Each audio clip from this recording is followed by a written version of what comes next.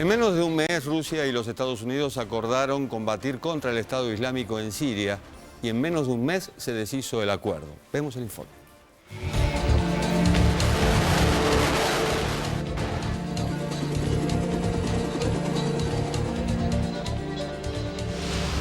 Estados Unidos y Rusia pasaron en el lapso de un mes de acordar un plan de acción conjunta para terminar con la guerra civil en Siria y erradicar a Estado Islámico, al peligroso estado actual de tensión en el que se incrementó la probabilidad de una confrontación directa. En efecto, el alto el fuego sellado entre ambos países el 12 de septiembre pasado duró apenas una semana.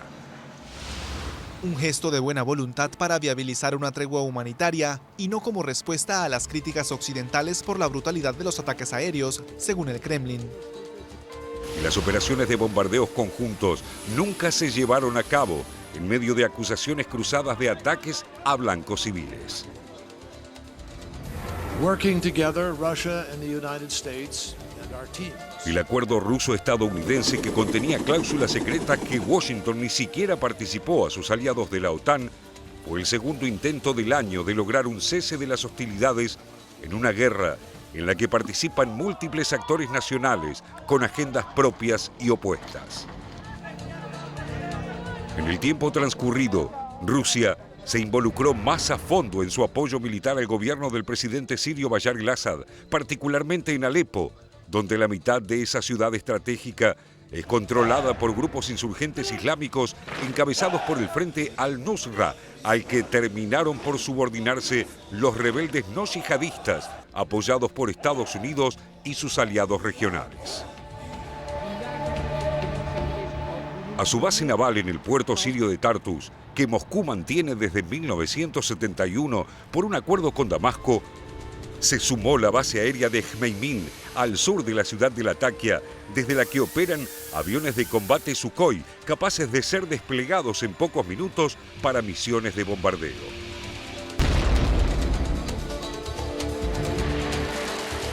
Para reforzar aún más lo que parece un asalto final contra la oposición armada que busca derribar al Assad, Putin ordenó enviar hacia el Mediterráneo parte de su flota del norte y la mayor parte de la flota del Báltico, incluyendo su único portaaviones, el almirante Kuznetsov, una concentración de fuerzas inédita desde la Guerra Fría. Además, el Kremlin terminó de equipar en este último mes en todas sus instalaciones en Siria las baterías de misiles S-300, consideradas entre las más eficaces del mundo en su tipo, que pueden detectar y derribar decenas de blancos simultáneos a cientos de kilómetros de distancia, sean estos aviones o misiles. Este recurso militar estableció de facto una zona de restricción aérea o no-fly zone sobre el área occidental de Siria, lo que constituye una amenaza directa al poder aéreo estadounidense.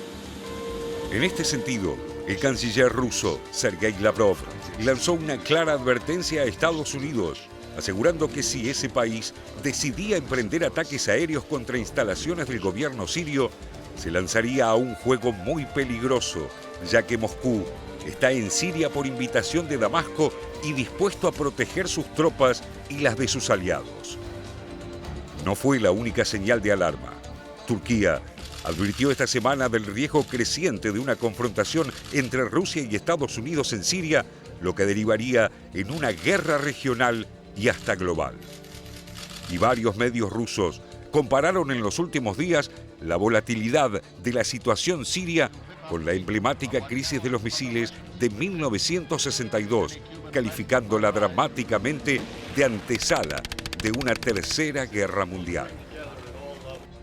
Соединенным Штатам пора бы уже выполнить обещание, которое дал директор ЦРУ нам 10 месяцев назад, о том, что Соединенные Штаты смогут размежевать так называемую умеренную оппозицию от террористов. Не в состоянии Соединенные Штаты ни своих союзников региональных привести к порядку, ни, так сказать, нусровцев, выпущенных ими как джин из бутылки, привести в порядок.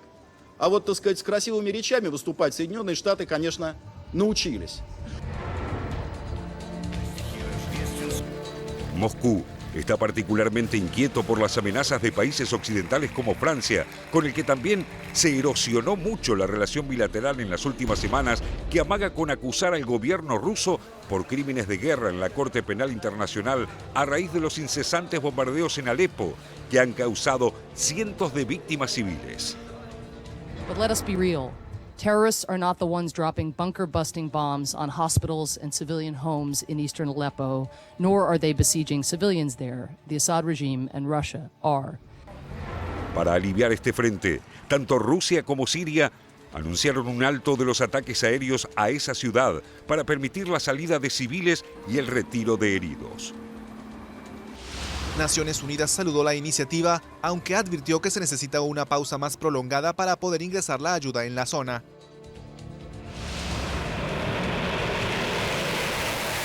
A pesar de los despliegues militares, Washington y Moscú continúan los contactos diplomáticos en Ginebra para intentar frenar la escalada.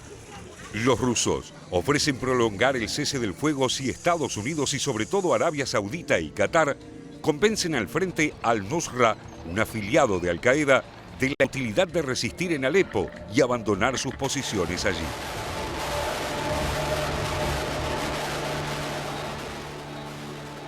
Pero el desacuerdo principal se centra en la continuidad de Assad, ahora muy fortalecido por el apoyo ruso. Estados Unidos nunca abandonó la idea de propiciar un cambio de régimen en Siria. La candidata presidencial demócrata Hillary Clinton en 2009 llegó a alabar al presidente sirio como un reformista. Ya anunció que de llegar a la Casa Blanca persistirá con la idea de su remoción, aún cuando está a la vista que en la actual relación de fuerzas los estadounidenses no disponen de medios claros para lograrlo y el riesgo de un choque directo con Rusia es más elevado que nunca.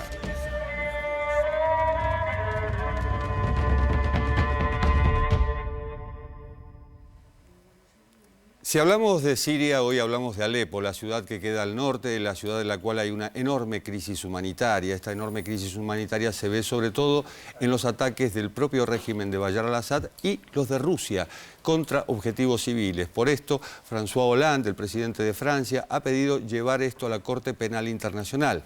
Siria no forma parte de ella. Habría que pasar al Consejo de Seguridad de las Naciones Unidas. En el Consejo de Seguridad de las Naciones Unidas está el veto de Rusia. Pero para entender todo esto tenemos un invitado, es Alberto Hüschenmeyer-Reuter, que la verdad es que nos honra, doctor en política internacional, en relaciones internacionales, autor de 2 libros sobre la política rusa. Uno de ellos es La Gran Preocupación. Perturbación. Bueno, estamos perturbados y preocupados por lo que ocurre con Rusia hoy. ¿Cómo ve usted esta situación? Además, Rusia puesta en todos los escenarios internacionales importantes hoy, elecciones de Estados Unidos, OTAN, Unión Europea, Siria.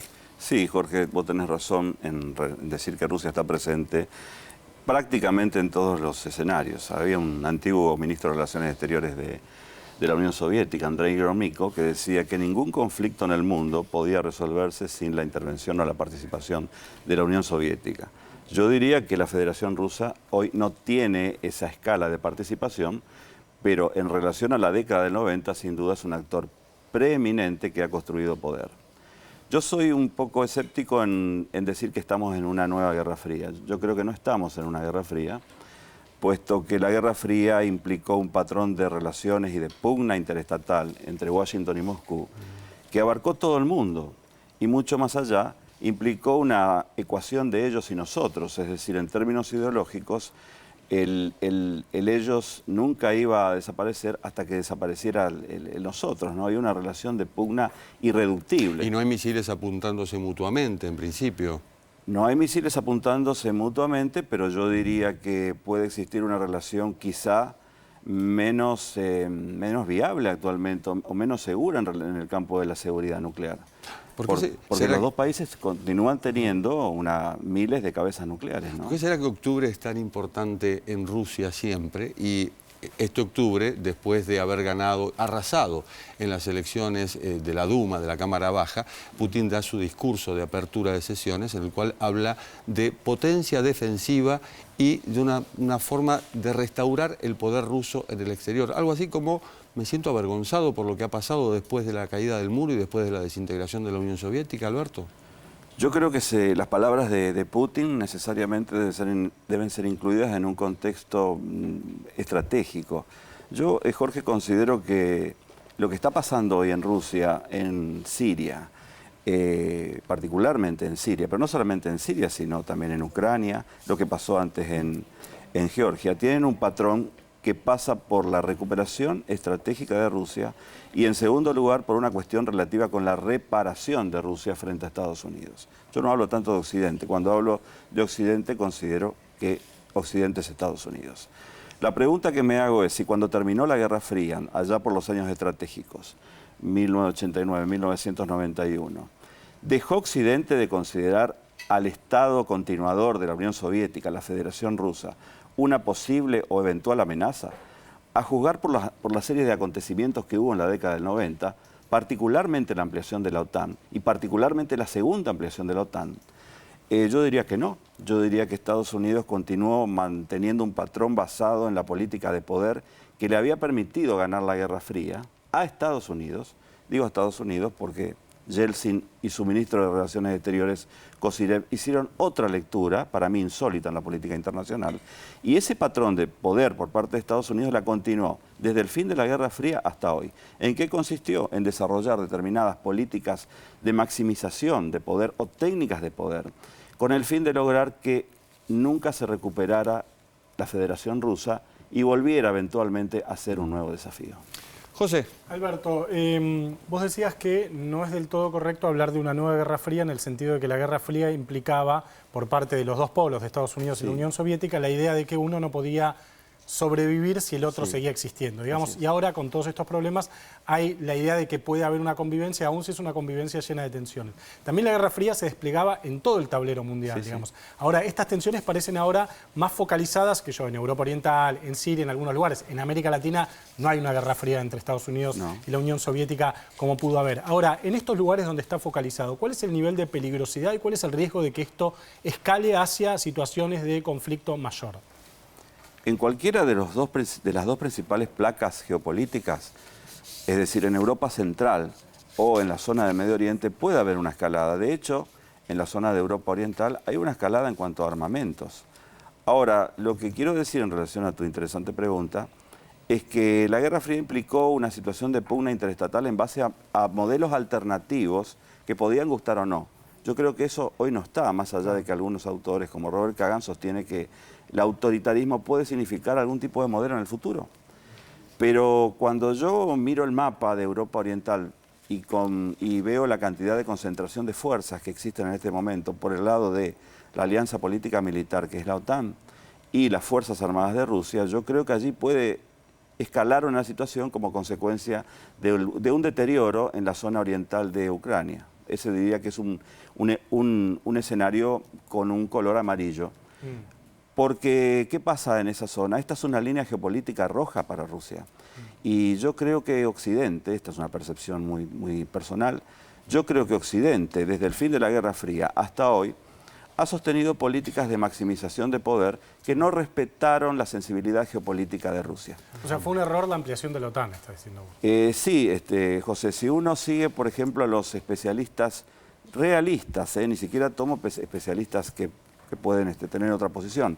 Los principales pensadores realistas en Occidente, por citar uno, John Mearsheimer, por citar otro, Henry Kissinger, por citar a Ben Scowcroft, por ejemplo, ninguno aprobó la ampliación de la OTAN hasta límites que implicaran agitar el patrón geopolítico protohistórico de Rusia.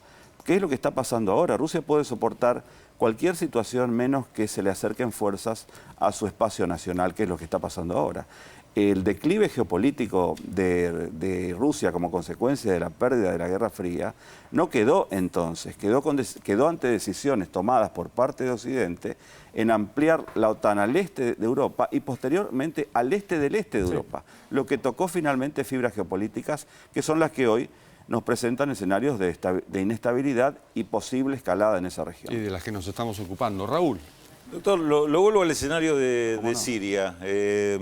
Algunos acontecimientos de los últimos días marcan, además de la presencia de Rusia, Estados Unidos, también de Turquía, digamos, la recuperación del control de la ciudad de Davik por parte de tropas rebeldes sirias, pero con apoyo de armamento y militar de Turquía. El propio portavoz de Erdogan daba cuenta de la recuperación de esta ciudad, es decir, recuperada de manos del Estado Islámico, me refiero, e inclusive hablaba de la estrategia que va a seguir este grupo, extendiéndose a otras ciudades del norte de Siria y al norte de Alepo, una forma de proteger sus propias fronteras, Turquía, dentro del territorio sirio. Además de este movimiento que daba cuenta el informe que acabamos de ver de tropas de Rusia hacia la región. ¿Qué es lo que puede significar esto? ¿Qué es lo que se puede esperar de una situación que parece cada vez más convulsiva? Si no es una guerra fría, por lo menos es un escenario altísimamente conflictivo y delicado. Sí, Raúl, coincido con tus palabras. Ahora, yo tengo una mirada que va más allá de la injerencia o la invitación que hace el presidente sirio a Putin para apoyar la ofensiva en Siria. Yo creo que Rusia en Siria es algo más que mantener la plaza geopolítica en el Mediterráneo, es algo más que mantener el tráfico de armas con Siria y hacia Medio Oriente. Y creo que pasa por una cuestión relativa a reequilibrar el tablero internacional, particularmente con Estados Unidos.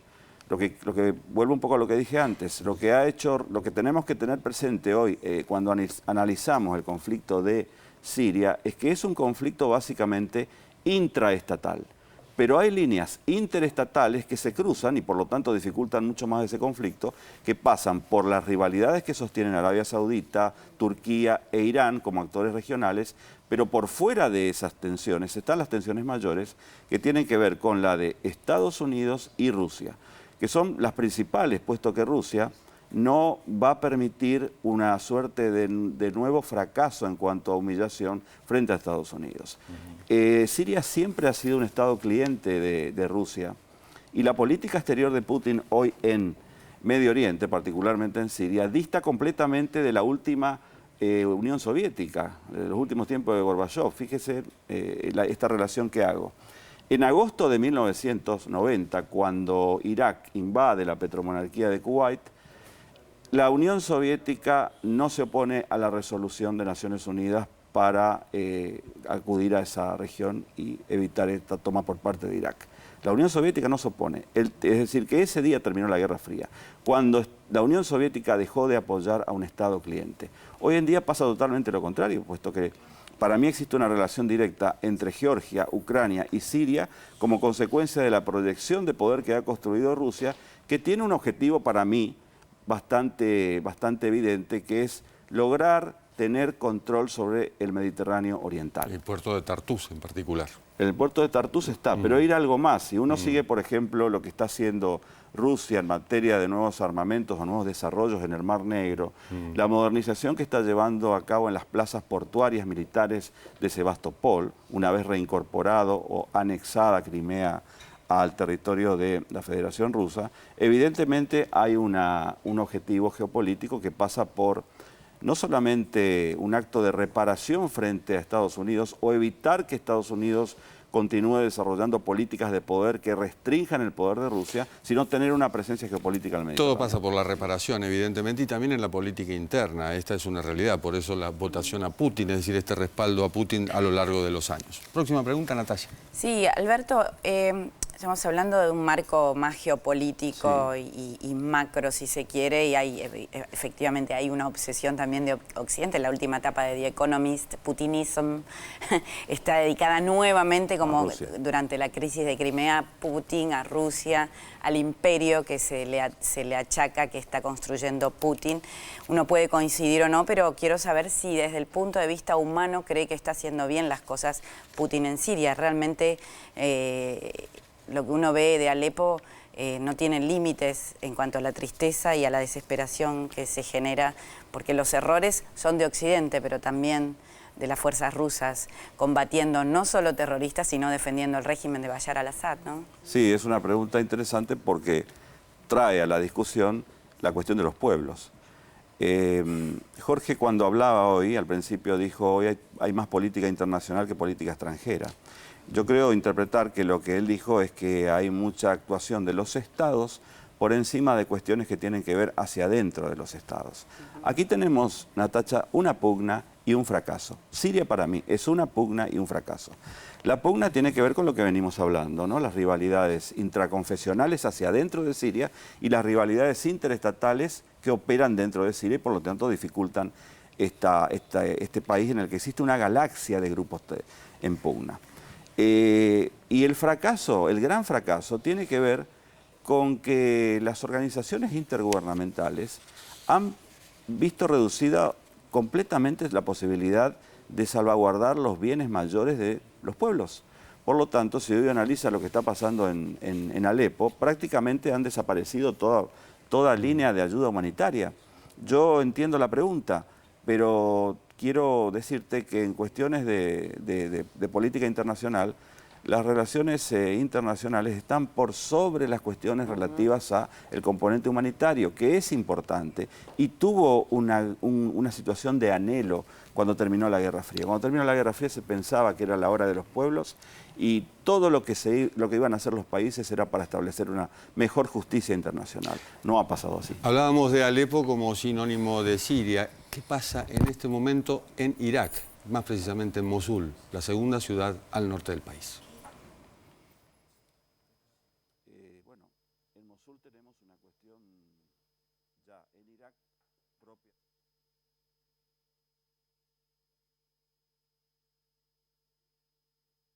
Del grupo Estado Islámico en junio de 2014, cuando los yihadistas proclamaron ahí su califato. Con una población estimada de 2 millones de personas antes de la guerra, en su mayoría árabes sunitas, la ciudad tiene una importancia estratégica. Controla las rutas comerciales del norte, especialmente una vía clave hacia Siria y su segunda ciudad, Alepo. Otras rutas conducen a Turquía y Bagdad, a 350 kilómetros al sur, mientras que la represa más grande del país, actualmente controlada por las fuerzas kurdas, se encuentra a 50 kilómetros al norte. La base aérea de Kayarak, a 60 kilómetros al sur de Mosul, fue recuperada por las fuerzas iraquíes en julio de 2016. Decenas de miles de personas han huido de los combates al sur de Mosul en los últimos meses, mientras que el impacto de la batalla de Mosul podría obligar a huir hasta 1 millón más según la ONU. Y la gran duda, ¿qué es lo que pasa en este otro foco de conflicto, Alberto, que evidentemente es una herida que no se cierra y en la cual está el Estado Islámico como también está en Siria? Así es, Jorge, y yo creo que si el Estado Islámico está en Irak y está en Siria es porque ha desaparecido el Estado iraquí. Esa es mi hipótesis. Lo que quiero decir con esto es que al producirse la intervención sin autorización del Consejo de Seguridad de Naciones Unidas de Occidente en 2003, a partir de allí yo creo que empezaron los problemas relacionados con la convulsión en Medio Oriente.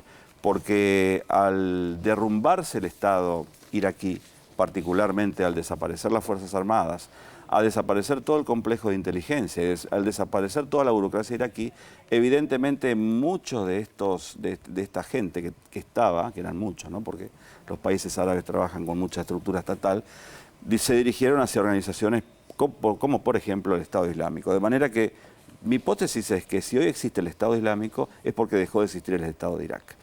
En Mosul lo que tenemos es una pugna relativamente última en relación con la eventual desaparición del Estado Islámico o Daesh, para no darle la entidad estatal.